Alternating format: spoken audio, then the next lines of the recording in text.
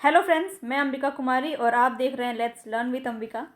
कैसे आप सभी, उम्मीद है बहुत अच्छे होंगे और अपनी तैयारी को बेहतर कर रहे होंगे।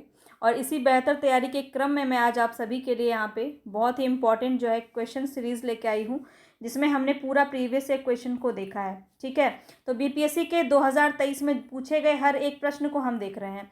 पूरा जनरल पेपर जो है आपका यहाँ पे फिनिश होगा। और यहाँ पे जितने भी क्वेश्चन है आपके प्रीलिम्स में पूछे गए हैं, प्रीलिम्स के क्वेश्चन भी लेवल आपको यहाँ पे सेम देखने को मिलते हैं। टीचर में भी आपका पूछा जाता है। टीआरई 1 में, टीआरई 2 में आपके जितने भी क्वेश्चन पूछे गए हैं 1 to 5 से लेकर के 11 to 12 तक, सारा क्वेश्चन आपको टॉपिक वाइज, चैप्टर वाइज, एक एक एनालिसिस के साथ यहाँ पे देखने को मिला होगा। आपने पूरा कंप्लीट किया यहाँ पे हिस्ट्री, प्राचीन काल, मध्यकाल और आधुनिक काल, ये तीनों कंप्लीट कर लिया है। और भारत का भूगोल हमने पूरा कंप्लीट कर लिया है। इसका आप देख सकते हैं यहाँ पे जितना टॉपिक यहाँ दिया हुआ है, ये टॉपिक वाइज हमने क्लियर किया है कि किस टॉपिक से कितने प्रश्न आपके देखने को मिले थे। ये आपके विश्व भूगोल का प्रश्न यहाँ से देखने को मिला था, सारा हमने कवर कर लिया। इसका पीडीएफ अगर आप चाहते हैं तो टेलीग्राम पे जुड़ जाइए। टेलीग्राम की लिंक आपको मेरे डिस्क्रिप्शन बॉक्स में मिल जाएगी, वहाँ से आप इसको ज्वाइन करके पूरा पीडीएफ आराम से पढ़िए। आपके पास समय है, पर इतना नहीं है कि आप आसानी से आराम से सो सकते हैं। ठीक है, तो अब आपको नींद से जाग जाना चाहिए और अपनी तैयारी को और भी ज़्यादा गति दीजिए। यहाँ पे आपको बहुत ज़्यादा फोकस करने की ज़रूरत है और आपको ये जानना ज़्यादा इंपॉर्टेंट है कि आपको क्या पढ़ना चाहिए और क्या नहीं पढ़ना चाहिए। ठीक है, आप बेकार की मेहनत करोगे और फिर बाद में सिलेक्शन के लिए यही 1-2 पॉइंट से लोग रुक जाते हैं।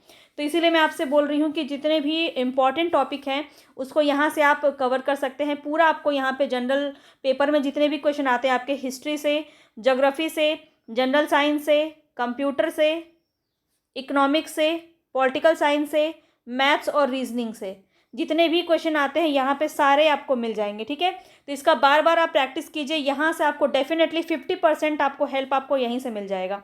तो इसको बिल्कुल भी स्किप मत कीजिएगा। अगर आप अपनी सिलेक्शन चाहते हैं तो सबसे पहले आपको एक बेहतर तैयारी की ज़रूरत है और बेहतर एक बाउंड्री की ज़रूरत है कि आपको कहाँ से किस तरह की तैयारी आपको करनी है। कौन सा टॉपिक आपका नहीं हो पाया है, क्वेश्चन नहीं लग पा रहे हैं, उसको आपको बेहतर जांचना पड़ेगा, अपने आप से अपना आंकलन करना पड़ेगा।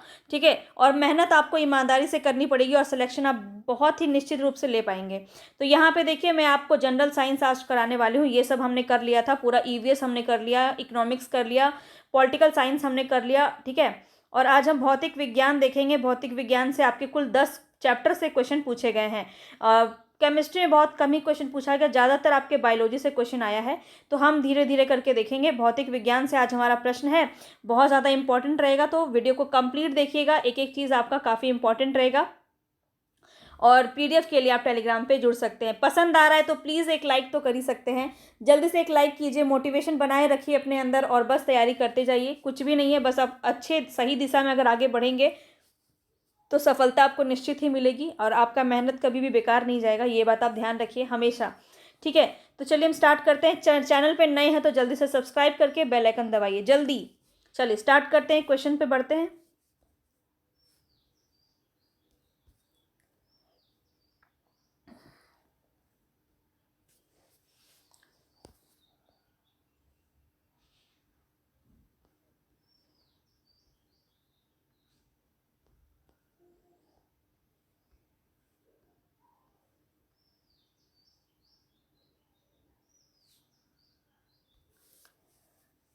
चलिए स्टार्ट करते हैं।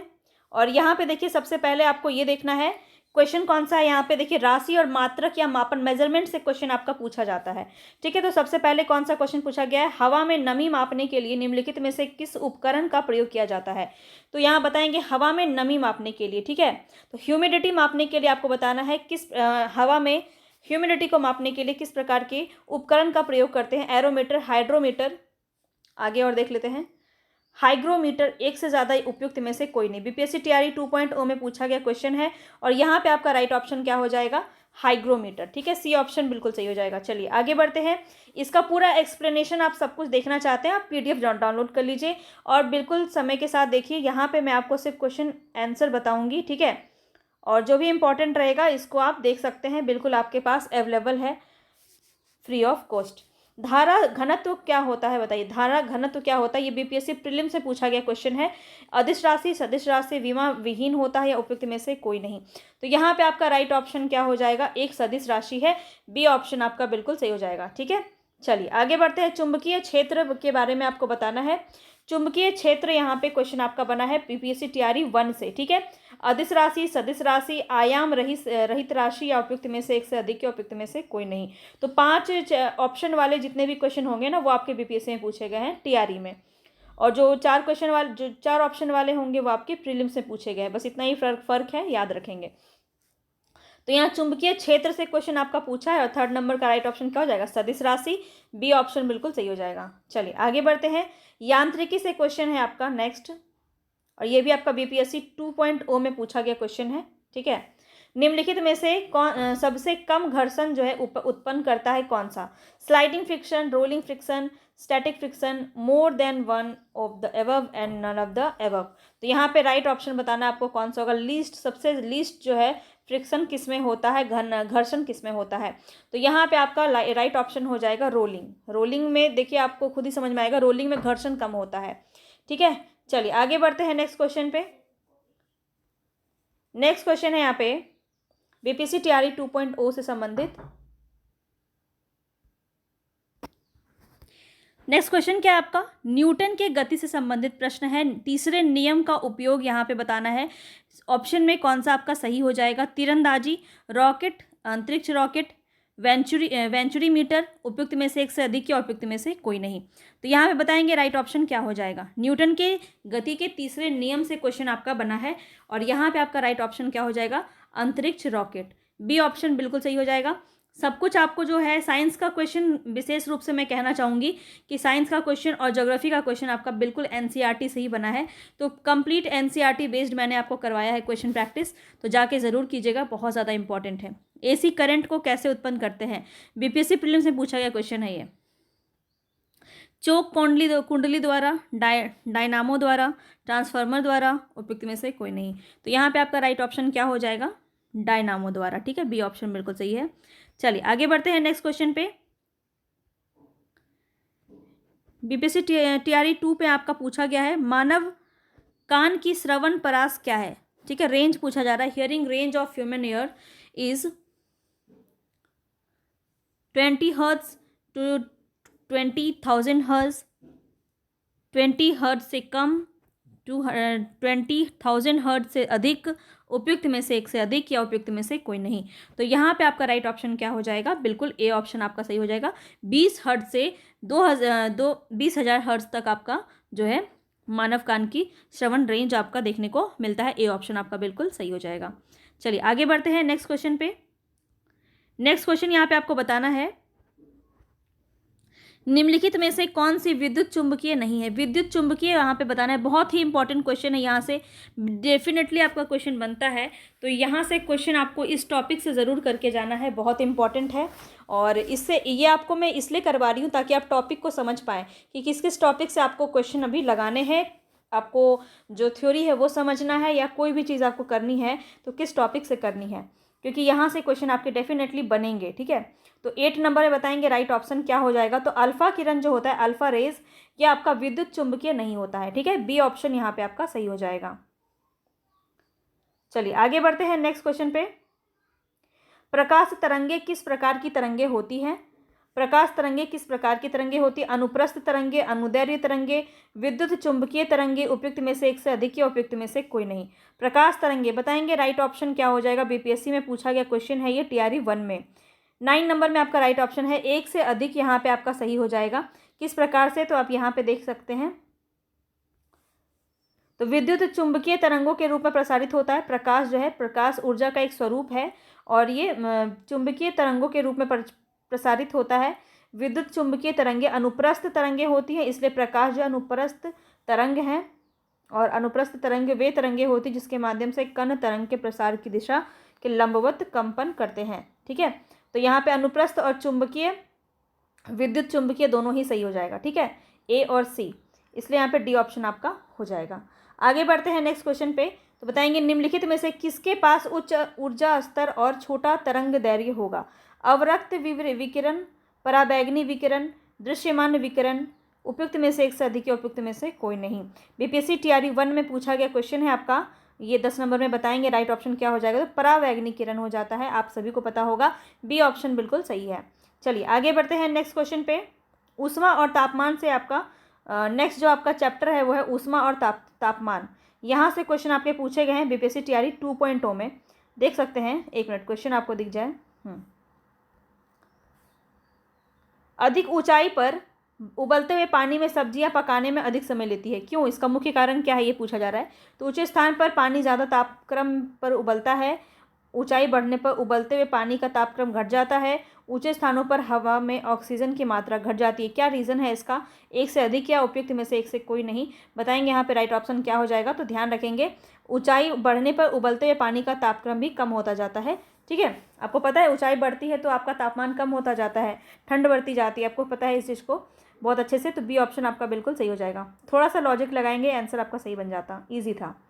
चलिए आगे देखिए, एक बरसाती दिन में कौन सा क्या चीज़ें होती हैं वो बताना है आपको। ये आपका 2.0 में पूछा गया है बीपीएससी।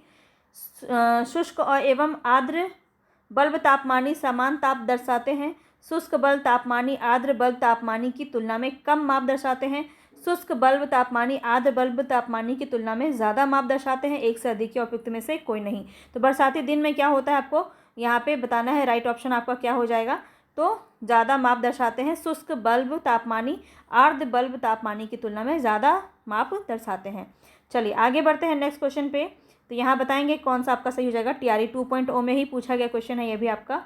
एक कृषिनिका एक उच्च तापक्रम टी के पर ई वाट प्रति वर्ग मीटर की दर से ऊर्जा का विकिरण करती है। जब T/3 के तापमान कर दिया जाए तो विकिरित ऊर्जा वाट प्रति वर्ग मीटर में कितना होगा, ये आपको बताना है। तो ये थोड़ा सा आपको निकालना पड़ेगा। और यहाँ पे जो है 13 का आपका राइट ऑप्शन क्या हो जाएगा? ए ऑप्शन आपका बिल्कुल सही हो जाएगा। ठीक है,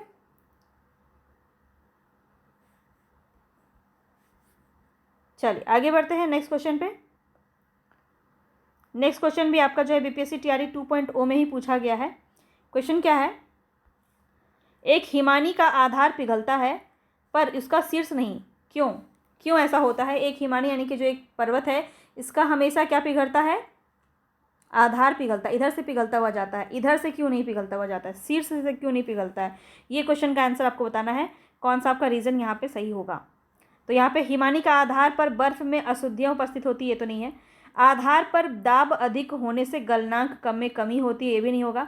आधार पर दाब अधिक होने से गलनांक में कमी होती है, तो ये आपका सही है। ठीक है, आधार पर दाब अधिक होने से गलनांक में कमी होती है, सी ऑप्शन आपका सही हो जाएगा। चलिए आगे बढ़ते हैं नेक्स्ट क्वेश्चन पे। फ़ारेनहाइट पैमाने पर परम शून्य का मान कितना होता है, बताया है आपको, बहुत ईजी है। और यहाँ पे आपका राइट ऑप्शन क्या हो जाएगा? -459.4 फ़ारेनहाइट। ठीक है, यहाँ पे सी ऑप्शन आपका सही हो जाएगा। चलिए आगे बढ़ते हैं नेक्स्ट क्वेश्चन पे। प्रकाश से आपका प्रश्न है नेक्स्ट। प्रकाश चैप्टर से आपका क्वेश्चन है बीपीएससी टीआरई 2.0 में। प्रकाश की एक किरण दर्पण पर 30 डिग्री के कोण पर आपतित होती है। अभिलंब और परावर्तित किरण के बीच का कोण यहाँ पे आपको ज्ञात करना है, कितना होगा। थोड़ा सा न्यूमेरिकल बेस्ड क्वेश्चन है यहाँ पे आपका। 16 नंबर में राइट ऑप्शन क्या हो जाएगा? तो 30 डिग्री हो जाएगा। इसको आप देख सकते हैं, जब आप पीडीएफ लेंगे तो वहाँ पे आप देख सकते हैं किस प्रकार से इसको बनाया जा सकता है, क्या इसका रूल रेगुलेशन नियम है। चलिए आगे बढ़ते हैं।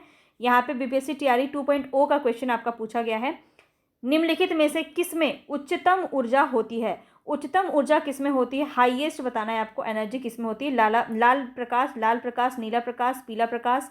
उपयुक्त में से अधिक या उपयुक्त में से कोई नहीं। तो यहाँ पे आपका राइट ऑप्शन क्या हो जाएगा? पीला प्रकाश में सबसे ज़्यादा जो उच्चतम एनर्जी होती है, सी ऑप्शन आपका बिल्कुल सही हो जाएगा। चलिए आगे बढ़ते हैं। नेक्स्ट क्वेश्चन है यहाँ पे, उत्तल लेंस की फोकस दूरी पानी में डुबाने पर यह क्या कार्य करेगा? तो ये आपका थोड़ा सा न्यूमेरिकल बेस्ड क्वेश्चन है। 10 सेंटीमीटर के एक उत्तल के लेंस की तरह काम करेगा, या फिर 10 सेंटीमीटर के एक उत्तल लेंस की तरह काम करेगा, 10 सेंटीमीटर के एक अवतल लेंस की तरह काम करेगा, ये आपको बताना है। तो यहाँ पे आपको ध्यान रखेंगे, सी ऑप्शन आपका सही हो जाएगा। ठीक है, सी ऑप्शन आपका सही हो जाएगा। 10 सेंटीमीटर के एक उत्तल लेंस की तरह ये कार्य करेगा। चलिए आगे बताएंगे। हालांकि दृश्य दृश्य प्रकाश में जल पारदर्शक होता है। दूरस्थ वस्तुओं को जल की महीन बूंदों से निर्मित कोहरे में नहीं देखा जा सकता। यह क्यों होता है? तो यहाँ पे आपको जो है ये वाला जो कॉन्सेप्ट है इसको मैंने आपको बताया है जब हम इसको साइंस में देख रहे थे। तो यहाँ पे इसका राइट ऑप्शन क्या हो जाएगा ये आपको बताना है। क्वेश्चन पहले यहाँ पे आप देख लीजिए थोड़ा सा, अब आपको दिख रहा होगा। तो क्वेश्चन को पढ़ेंगे ध्यान से और ध्यान से इसका आंसर करेंगे। तो अधिकतर प्रकाश बिखरकर आभासी अस्पष्टता निर्मित करता है। तो बी ऑप्शन यहाँ पे आपका सही हो जाएगा। ठीक है, चलिए आगे बढ़ते हैं नेक्स्ट क्वेश्चन पे। नेक्स्ट क्वेश्चन यहाँ पे क्या बोल रहा है? एक वर्णी प्रकाश एक माध्यम से दूसरे माध्यम में प्रवेश करता है। निम्नलिखित में से कौन सा गुण नहीं बदलता है? आवृत्ति नहीं बदलता है, आयाम, वेग, वेलोसिटी, फ्रीक्वेंसी, क्या नहीं बदलता है यहाँ बताना है। उपयुक्त में से एक से अधिक है, उपयुक्त में से कौन सा नहीं होगा? तो यहाँ पे याद रखेंगे आपका फ्रीक्वेंसी जो है वो नहीं बदलता है, आवृत्ति नहीं बदलता है। बहुत ही इंपॉर्टेंट क्वेश्चन है ये, आपका बार बार पूछा जाता है, याद रखेंगे। नेक्स्ट क्वेश्चन है यहाँ पे, फोटो इलेक्ट्रिक सेल का एक ऐसा उपकरण है जो कि क्या करता है, किसमें किसको बदलता है? प्रकाश ऊर्जा को विद्युत ऊर्जा में बदलता है, विद्युत ऊर्जा को प्रकाश ऊर्जा में बदलता है, प्रकाश ऊर्जा का भंडारण करता है। ये उपयुक्त में से एक से कोई भी नहीं। ये आपका प्रीलिम्स में पूछा गया क्वेश्चन है, बताएंगे राइट ऑप्शन क्या हो जाएगा। तो प्रकाश ऊर्जा को विद्युत ऊर्जा में परिवर्तित करता है, ये आपका बिल्कुल सही है, ए ऑप्शन। चलिए आगे बढ़ते हैं। नेक्स्ट क्वेश्चन यहाँ पे आपका दिया हुआ है, अवतल दर्पण द्वारा बनाया गया प्रतिबिंब वास्तविक, उल्टा और वस्तु के आकार के बराबर होता है। वस्तु की स्थिति कैसी होनी चाहिए? फोकस पर होनी चाहिए, वक्रता के केंद्र पर होनी चाहिए, फोकस और वक्रता केंद्र के बीच में होनी चाहिए, वक्रता केंद्र से परे होनी चाहिए। बताएंगे यहाँ पे आपका राइट ऑप्शन क्या हो जाएगा। 22 में आपका राइट ऑप्शन वक्रता के केंद्र पर होनी चाहिए, बी ऑप्शन यहाँ पे बिल्कुल सही हो जाएगा। ये भी आपका प्रीलिम्स में पूछा गया क्वेश्चन था। आगे देखिए, बीपीएससी टीआरई 1 में पूछा गया क्वेश्चन है, दो कैंडला का एक समदिक स्रोत जिसका प्रकाश फ्लक्स पैदा करता है वह क्या होता है? तो यहाँ पे आपका कितना सही हो जाएगा? 2 ल्यूमेन, 4 ल्यूमेन, 8 ल्यूमेन। उपयुक्त में से एक से अधिक है, उपयुक्त में से कोई नहीं। तो यहाँ पे आपका राइट ऑप्शन क्या हो जाएगा? सी ऑप्शन आपका बिल्कुल सही हो जाएगा। चलिए आगे बढ़ते हैं नेक्स्ट क्वेश्चन पे। प्रिज्म द्वारा सफेद प्रकाश के परिक्षेपण में कौन सा रंग अधिकतम विचलित होता है? अधिकतम विचलित कौन सा रंग होता है बताएंगे। इजी क्वेश्चन है ये आपका, और ये आपका बीपीएससी टीआरई 1 में पूछा गया था। बहुत ही आसानी से इसका आंसर आप कर देंगे, बैगनी। ठीक है, सी ऑप्शन यहाँ पे आपका बिल्कुल सही हो जाएगा। चलिए आगे बढ़ते हैं नेक्स्ट क्वेश्चन पे। एक सामान्य नेत्र लेंस की नाभिक दूरी होती है लगभग कितना सेंटीमीटर की दूरी होती है बताएंगे। यहाँ पे 1 सेंटीमीटर, 25 सेंटीमीटर, 2 सेंटीमीटर। उपयुक्त में से एक से अधिक है, उपयुक्त में से कोई नहीं। 25 नंबर में आपका राइट ऑप्शन क्या हो जाएगा? तो यहाँ पे 2 सेंटीमीटर बिल्कुल सही हो जाएगा, सी ऑप्शन। चलिए आगे बढ़ते हैं। प्रिज्म से गुजरने से, ये देखिए आपका टीआरई 1 में भी पूछा गया, टीआरई 2 में भी पूछा गया है ये क्वेश्चन। और देख सकते हैं इस चैप्टर से आपका कितना ज़्यादा क्वेश्चन पूछा गया प्रकाश से। ठीक है, तो प्रकाश आपको करके जाना है, तो एक आइडिया आपको मिल जाएगा यहाँ से। ये क्वेश्चन आप कंप्लीट देखते हैं प्रीवियस ईयर, तो आप बहुत अच्छे से इसका आकलन कर सकते हैं कि कौन सा टॉपिक आपका कवर हुआ है और अभी भी कौन सा नहीं हुआ है। तो 26 नंबर में आपका राइट ऑप्शन क्या हो जाएगा? ध्यान रखेंगे यहाँ पे, प्रिज्म से गुजरने पर सबसे अधिक अपवर्ती होने वाला रंगीन प्रकाश कौन सा है? बैगनी ही है, बी ऑप्शन आपका बिल्कुल सही हो जाएगा। चलिए आगे बढ़ते हैं। विद्युत यानी इलेक्ट्रॉनिक्स से प्रश्न आपका बनेगा नेक्स्ट चैप्टर जो है। रासायनिक गुणों को अपरिवर्तित रखते हुए एक परमाणु के नाभिक में जोड़े जाने वाले कण कौन से होते हैं? Neutron, electron, proton. यहाँ पे बताएंगे राइट ऑप्शन क्या हो जाएगा। तो आपको पता है न्यूट्रॉन हो जाएगा, ए ऑप्शन बिल्कुल सही हो जाएगा। ठीक है, तो आगे बढ़ते हैं नेक्स्ट क्वेश्चन पे। नेक्स्ट क्वेश्चन यहाँ पे बोला जा रहा है, डायोड को प्रयोग में लाया जाता है। बीपीएससी टीआरई 2.0 में पूछा गया प्रश्न है ये। प्रवर्धक के रूप में, दृष्टिकारी के रूप में, रेक्टिफायर, ऑक्सीलरेटर, दोलित्र के रूप में। उपयुक्त में से एक से अधिक या उपयुक्त में से कोई नहीं। 28 नंबर में आपका राइट ऑप्शन क्या हो जाएगा? तो यहाँ पे रेक्टिफायर आपका ए ऑप्शन, बी ऑप्शन आपका बिल्कुल सही हो जाएगा, दृष्टिकारी के रूप में। चलिए आगे बढ़ते हैं। ओम के नियम के सत्यापन के लिए ध्यान रखने वाली बात कौन सी यहाँ पे होगी सही? ओम के नियम, ए मीटर वोल्ट मीटर को श्रेणी क्रम में जोड़ा जाना चाहिए। ए मीटर को श्रेणी क्रम में और वोल्ट मीटर को समांतर क्रम में जोड़ा जाना चाहिए।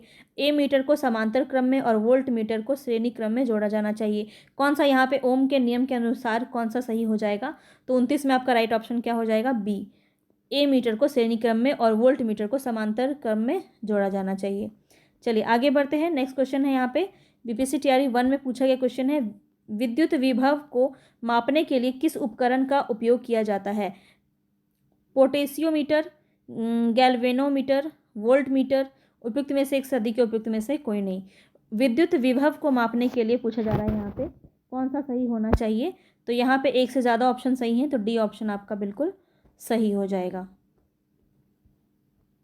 ठीक है, तो कौन कौन सा था वो? वोल्ट मीटर और गैल्वेनोमीटर, ये दोनों से मापा जाता है। चलिए आगे बढ़ते हैं। चुंबकत्व यानी कि मैग्नेटिक से आपका प्रश्न आपका नेक्स्ट है। बीपीएससी टीआरई 2.0 में पूछा गया, किस तापमान पर लोह चुंबकीय पदार्थ अनुचुंबकीय बन जाता है? बताएंगे यहाँ पे पैरामैग्नेटिक कौन सा बन जाता है? गलन तापमान यानी मेल्टिंग टेम्परेचर, क्यूरी टेम्परेचर, नील टेम्परेचर, उपयुक्त में से एक से अधिक के उपयुक्त में से कोई नहीं। यहाँ पे आपका राइट ऑप्शन हो जाएगा क्यूरी टेम्परेचर। ठीक है, क्यूरी टेम्परेचर पे लौह चुंबकीय पदार्थ जो है वो अनुचुंबकीय बन जाता है। बी ऑप्शन आपका बिल्कुल सही है। आगे बढ़ते हैं। अन्योन क्रिया सबसे क्षीण होती है, निम्नलिखित में से इंटरेक्शन कहाँ पे सबसे कम होता है? मैग्नेटिक में, ये बताना है क्योंकि इसी क्वेश्चन चैप्टर से प्रश्न है आपका। विद्युत चुंबकीय, स्थिर वैद्युत, गुरुत्वीय और उपयुक्त में से एक से अधिक के उपयुक्त में से कोई नहीं। तो यहाँ पे आपका राइट ऑप्शन क्या हो जाएगा? ग्रेविटेशनल। ठीक है, ग्रेविटेशनल गुरुत्वीय में जो है अन्योन क्रिया सबसे क्षीण होती है, सबसे वीक होती है। चलिए आगे बढ़ते हैं। नेक्स्ट क्वेश्चन पे, विद्युत चुंबक का कोर बनाने के लिए सामान्यतः उपयोग की जाने वाली सामग्री कौन सी हो जाएगी? ये भी आपका बीपीएससी तैयारी 2.0 में पूछा ये क्वेश्चन है। तो प्रकाश हो गया, इलेक्ट्रिक हो गया, मैग्नेटिक हो गया, ये सब कुछ चैप्टर आपको बहुत अच्छे से कर लेना चाहिए क्योंकि यहाँ से प्रश्न आपके बहुत बन रहे हैं। ठीक है, नरम लोहा, स्टेनलेस स्टील, एल्युमिनियम, उपयुक्त में से एक से अधिक के उपयुक्त में से कोई नहीं। बताएंगे यहाँ पे कौन सा सही हो जाएगा? विद्युत चुंबक का कोर बनाने के लिए सामान्यतः उपयोग की जाने कौन सी सामग्री हो जाएगी? तो यहाँ पे आपको ध्यान रखना है नरम लोहा, सॉफ्ट आयरन, आपका ए ऑप्शन बिल्कुल सही हो जाएगा। चलिए आगे बढ़ते हैं नेक्स्ट क्वेश्चन पे।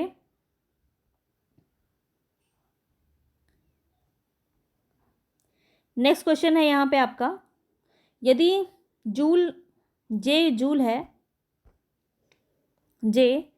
है, सी आपका कॉलम है, ए आपका एम्पियर है, तो विभवांतर यानी एसआई की इकाई क्या होगी? तो ये आपको बताना है यहाँ पे कौन सा सही हो जाएगा। एसआई बताना है आपको। ठीक है, विभवांतर की एसआई मात्रक क्या है ये आपको सीधा सीधा बताना है। इकाई क्या होगी? 34 नंबर में आपका राइट ऑप्शन क्या हो जाएगा? तो एक से ज़्यादा यहाँ पे आपका सही है, तो डी ऑप्शन बिल्कुल सही हो जाएगा। किस प्रकार से? तो यहाँ पे आप देख सकते हैं, या तो जूल कोलम्ब हो जाएगा या फिर आपका इस प्रकार से भी लिखाया जाता है, तो दोनों ही आपके सही हैं। देखिए यहाँ भी आपका दिया हुआ है। चलिए आगे बढ़ते हैं। बीपीएससी प्रीलिम्स में पूछा गया प्रश्न है आपका, अलग अलग द्रव्यमान की दो वस्तुएं चंद्रमा की सतह के पास स्वतंत्र रूप से गिरने से क्या होगा? अलग अलग त्वरण होगा, उनके जड़त्व में परिवर्तन होगा, किसी भी क्षण एक ही वेग होगा, समान परिमाण के बल का अनुभव होगा। तो यहाँ पे बताएंगे राइट ऑप्शन क्या हो जाएगा।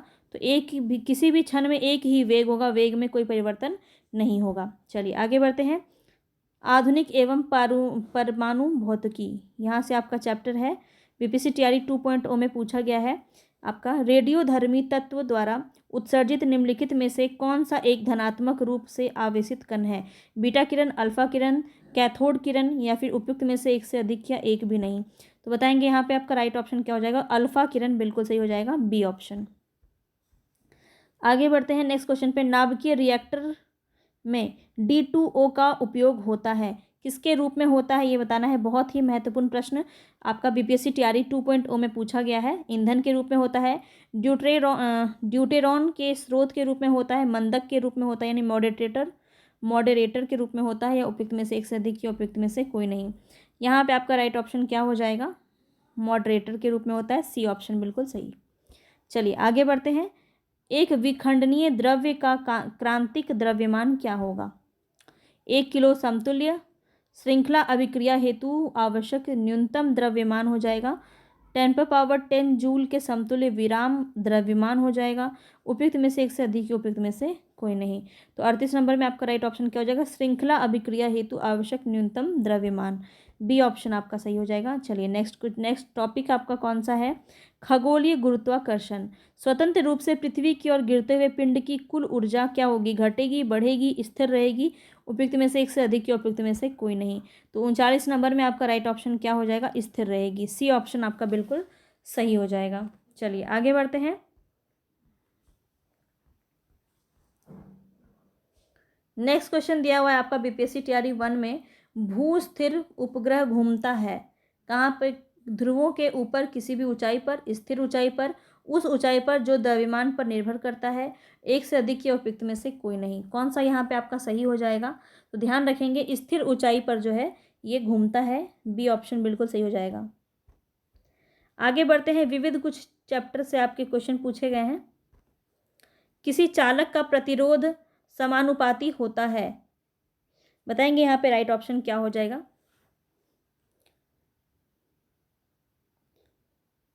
The resistance of conductor is directly proportional is to area of cross section, यानी कि उसके अनुप्रस्थ काट के क्षेत्र के, डेंसिटी यानी घनत्व के, लेंथ यानी लंबाई के, उपयुक्त में से एक से अधिक के, उपयुक्त में से कोई नहीं बताना है। रेसिस्टेंस के बारे में यहाँ पे क्वेश्चन है आपका। 41 नंबर में राइट ऑप्शन होगा उसकी लंबाई पे, सी ऑप्शन बिल्कुल सही हो जाएगा। चलिए आगे बढ़ते हैं। विंडो या घरेलू क्लीनर या परफ्यूम स्प्रेयर के रूप में इस्तेमाल की जाने वाली स्प्रे बोतलें निम्नलिखित में से किस पर काम करती है? केशिका क्रिया, बर्नौली का सिद्धांत, पास्कल का नियम, उपयुक्त में से एक से अधिक के, उपयुक्त में से कोई नहीं। किस जो है यहाँ पे सिद्धांत या नियम के अनुसार ये काम करता है? 42 नंबर में आपका राइट ऑप्शन क्या हो जाएगा? बर्नौली का सिद्धांत के ऊपर ये काम करता है, बी ऑप्शन बिल्कुल सही हो जाएगा। चलिए आगे बढ़ते हैं नेक्स्ट क्वेश्चन पे। यहाँ पे बताएंगे टीआरई 1 में क्वेश्चन ये पूछा गया आपका, एक व्यक्ति पृथ्वी पर अधिक भार किस स्थिति में धकेल सकता है? बैठने की स्थिति में, खड़े होने की स्थिति में, जमीन पर लेट जाने की स्थिति में, उपयुक्त में से एक से अधिक के, उपयुक्त में से कोई नहीं। बहुत ही इजी क्वेश्चन है, इसको तो आप ऐसे ही समझ जाएंगे। खड़े होने की स्थिति में ज़्यादा भार जो है वो धकेल सकता है, बी ऑप्शन आपका बिल्कुल सही हो जाएगा। तो हमारा यहीं पे ख़त्म होता है पूरा फिजिक्स, ठीक है। कल जो है हम पूरा केमिस्ट्री ख़त्म कर लेंगे और उसके बाद बायोलॉजी। इसके बाद जो है आपको आज ही मैं इसकी पीडीएफ दे दूँगी, ठीक है। इसकी पीडीएफ ध्यान से ले लीजिएगा, बार बार रिवीजन कीजिएगा, बहुत ज़्यादा इंपॉर्टेंट है। हो सकता है यहाँ से ही आपका आधा से ज़्यादा लड़ जाएगा क्वेश्चन, ठीक है, क्योंकि कुछ बहुत ज़्यादा मात्रा में आपकी चीज़ें दी हुई हैं, साथ में एक्सप्लेनेशन भी है, तो वहाँ से नहीं तो कहीं और से इस प्रकार से प्रश्न आपका पूछा जा सकता है। तो जो टॉपिक आपने नहीं कवर किया अभी तक उसको ज़रूर कर लीजिएगा, इससे आपको बहुत अच्छे से समझ में आ रहा होगा। कल हम केमिस्ट्री देखेंगे, इसके बाद हम बायोलॉजी देखेंगे, इसके बाद जो हम अपना एनसीईआरटी में जो कुछ भी हमारा बचा हुआ है ज्योग्राफी का और जनरल साइंस का वो हम कंप्लीट कर लेंगे, ठीक है। मॉडर्न हिस्ट्री का भी कुछ टॉपिक पे क्वेश्चन प्रैक्टिस बाकी है, तो ये सारी जो बची हुई चीज़ें हैं वो हम इसके बाद करेंगे, ठीक है। और अगर आप हिंदी के विद्यार्थी हैं तो हिंदी साहित्य के लिए मेरे साथ जुड़ सकते हैं। 7 बजे आपको क्लास मिलेगी हिंदी साहित्य की, ठीक है। तो उसमें आपको रोज़ाना आज से लेके एग्ज़ाम के टाइम तक आपको रोज़ाना 100 क्वेश्चन के प्रैक्टिस कराए जाएंगे, ठीक है। इंपॉर्टेंट है, बहुत ज़्यादा इंपॉर्टेंट रहेगा, अच्छे लेवल के क्वेश्चंस रहेंगे, तो ज़रूर जुड़िएगा। मिलेंगे फिर से नेक्स्ट वीडियो में। पसंद आया हो तो लाइक ज़रूर कर दीजिएगा, साथियों के साथ शेयर कीजिए ज़्यादा से ज़्यादा, और सब्सक्राइब नहीं किया तो जल्दी से सब्सक्राइब कीजिए, भूल जाते हो आप लोग, जल्दी से कर लो। चलो बाय।